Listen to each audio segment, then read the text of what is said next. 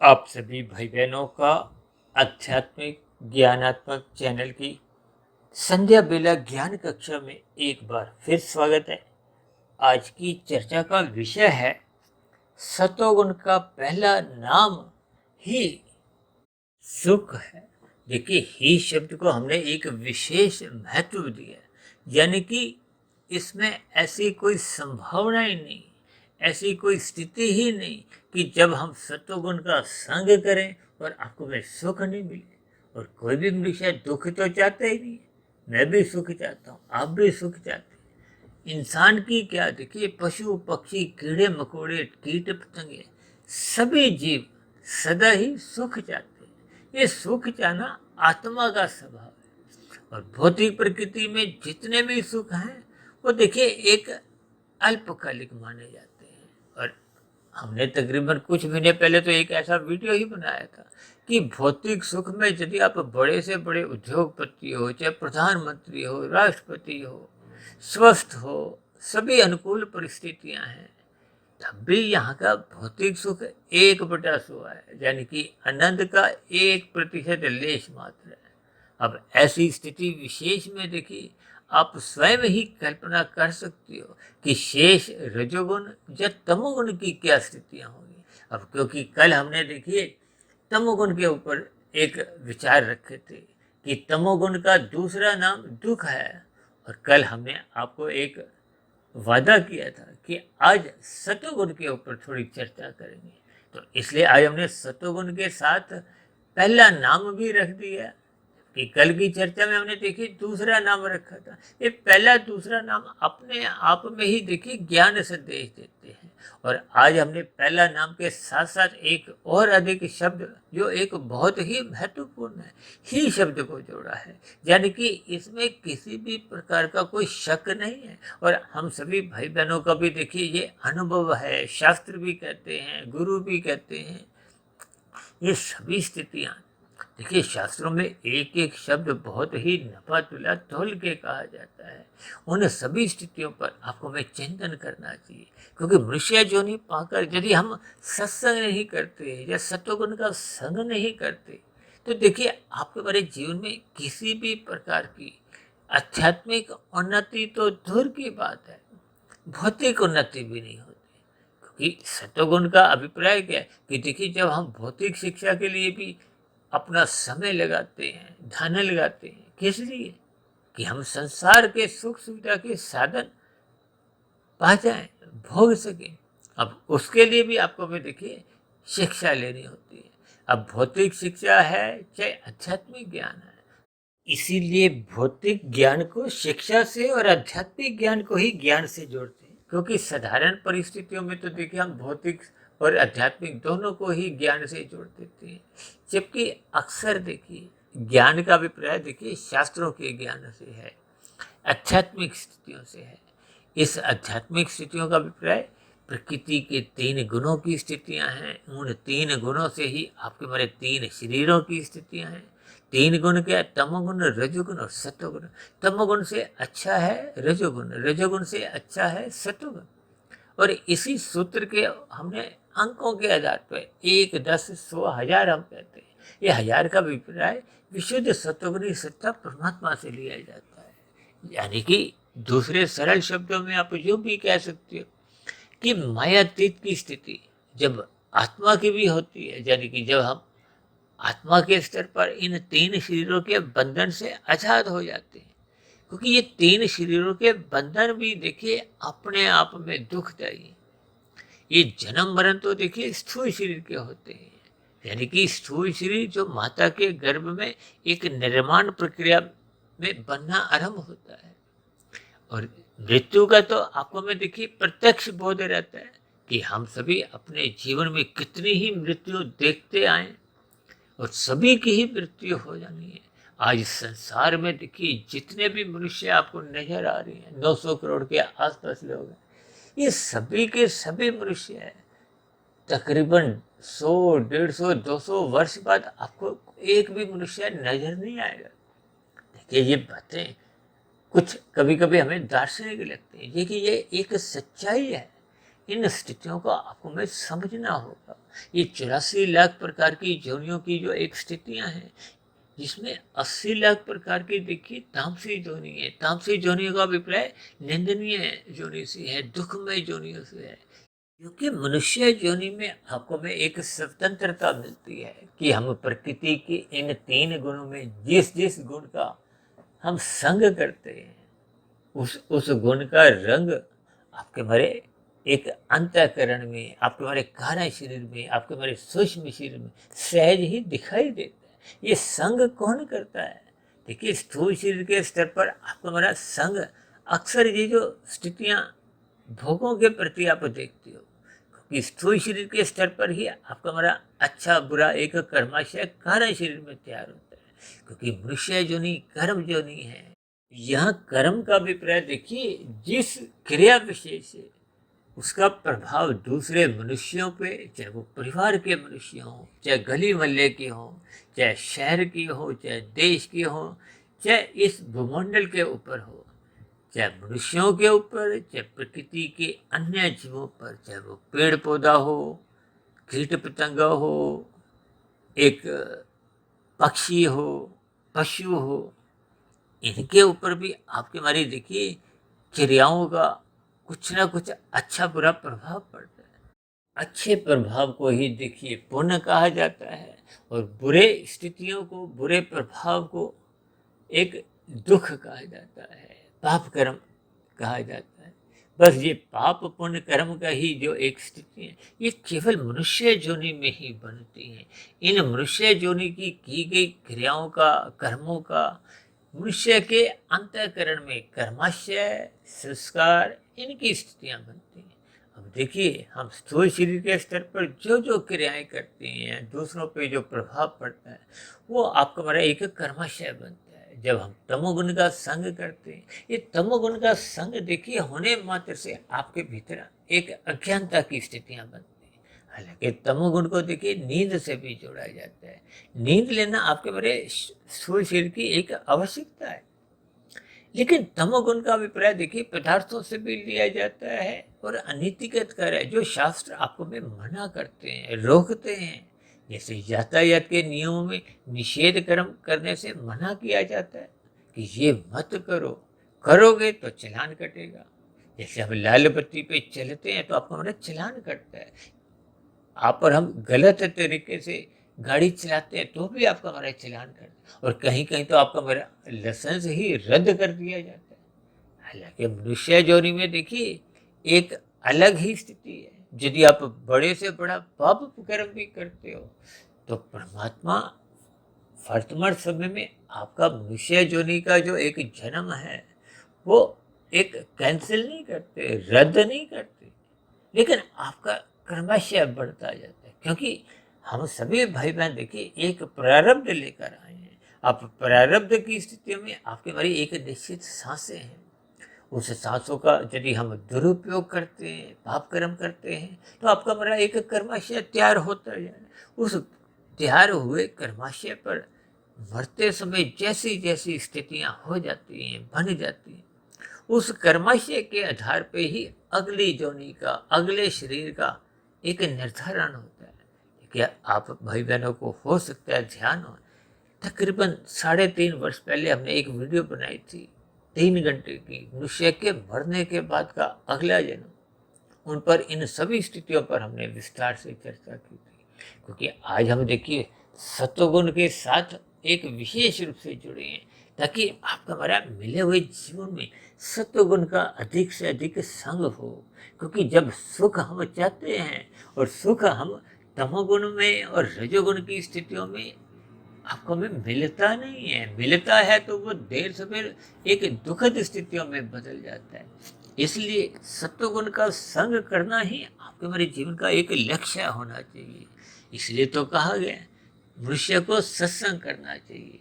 ये सत्वगुण का संग करना ही सत्संग की स्थिति है, ज्ञानमय स्थिति है। देखिए, भौतिक ज्ञान भी हम जो लेते हैं, शिक्षा लेते हैं, किस लिए? ताकि आपको हमें एक अच्छी नौकरी मिले, अच्छा वेतन मिले। अच्छा वेतन से हम संसारी सुखों को भोग सकें। और यदि हम भौतिक शिक्षा अच्छी लेते लेते एक ऐसी कुशलता हासिल कर लेते हैं जिसके फलस्वरूप हम एक अच्छी दुकानदारी या अपने व्यवसाय में एक लाभदायक स्थितियां सहज ही उत्पन्न करने में हम सफल होते हैं कि ये सभी स्थितियों की आपको हमें भावार्थ समझनी है, क्योंकि भौतिक उन्नति कोई विशेष महत्व रखती नहीं है। महत्व है आध्यात्मिक उन्नति का। देखिए, इसका ये भी अभिप्राय नहीं है कि भौतिक उन्नति का हम कोई विरोध करते हैं, लेकिन इसका कोई विशेष महत्व नहीं है, क्योंकि मनुष्य जीवन स्थूल शरीर के सांसों पेटिका है। ये स्थूल शरीर देखिए, बचपन अवस्था, किशोर अवस्था, युवा अवस्था, फिर प्रौढ़ अवस्था। अब प्रौढ़ अवस्था आरंभ होते ही आपके हमारे स्थूल शरीर की जो एक स्थिति है वो थोड़ी कमजोर होने लगती है। ये जो 5 ज्ञानेंद्रियां जिनसे हम 5 भोग्य विषयों का सुख भोगते हैं, नाक, जिह्वा, आंख, त्वचा, कान, ये शिथिल पड़ने लगती है। और जो नए कर्म हम करते हैं हाथ पैर वाणी से, ये जो 5 कर्मेंद्रियां हाथ पैर वाणी लिंग गुदा, ये भी कमजोर होने लगती है।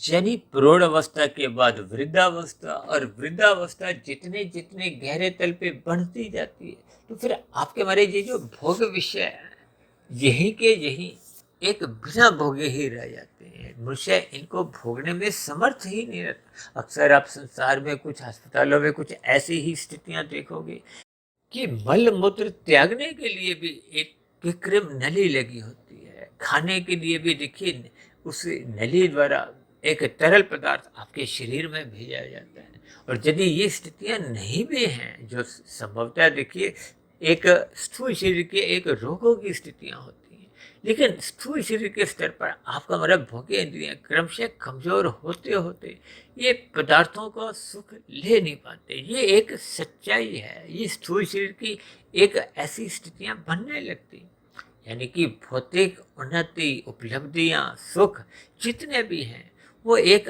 आयु तक ही मनुष्य भोग पाता है।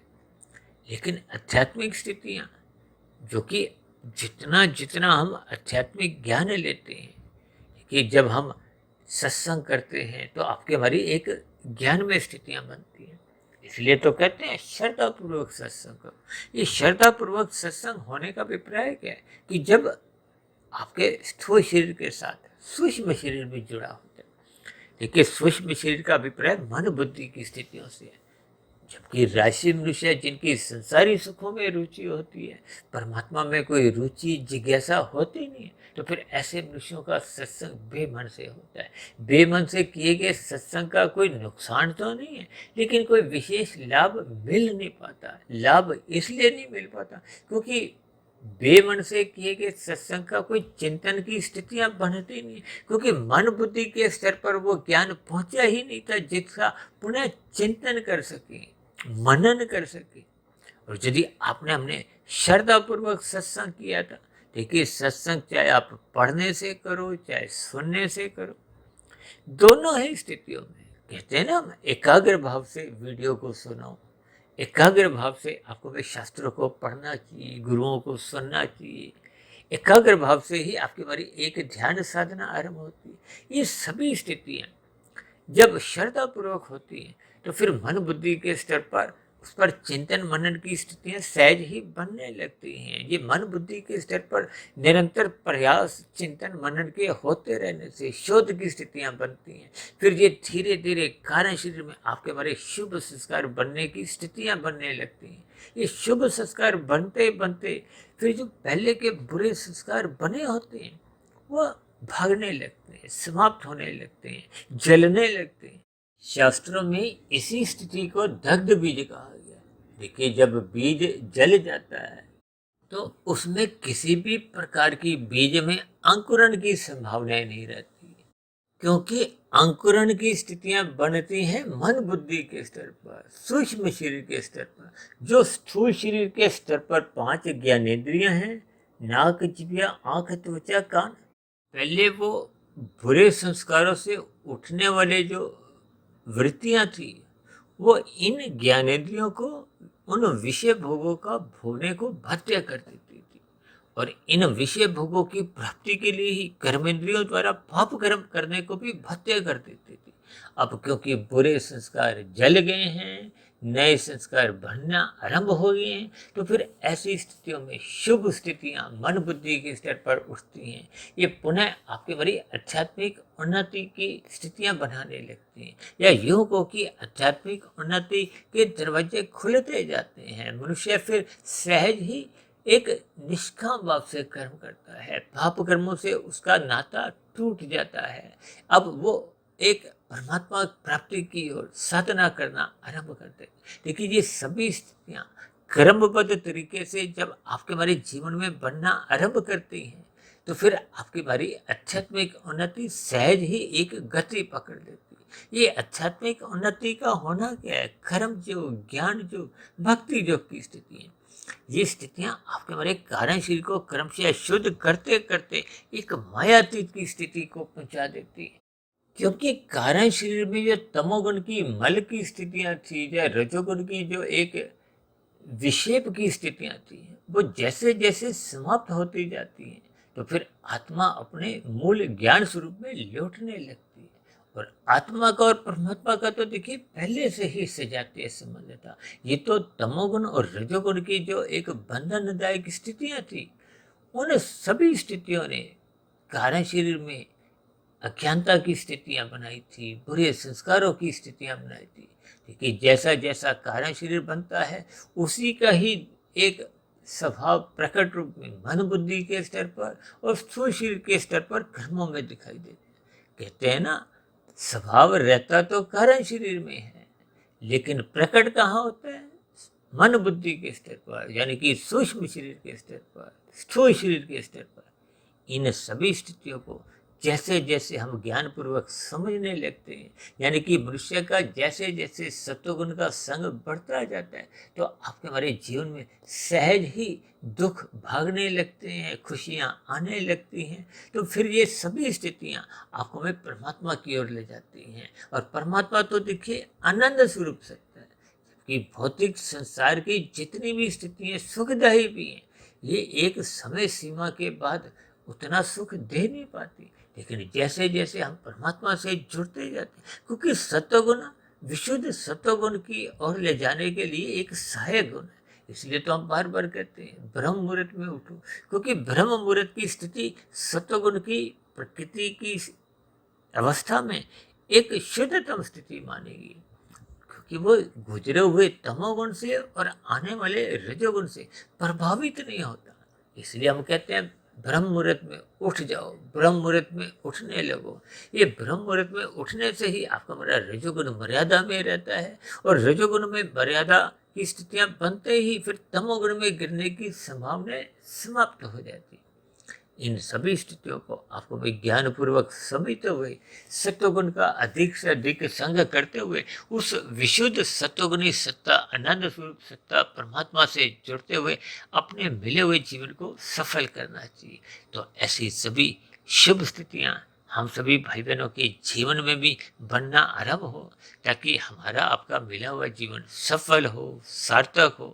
क्योंकि आध्यात्मिक उन्नति को, कारण शरीर की शुद्धिकरण की प्रक्रिया में हम जितना अधिक सफल होते जाते हैं, वही आपके मेरे एक जीवन की कमाई है।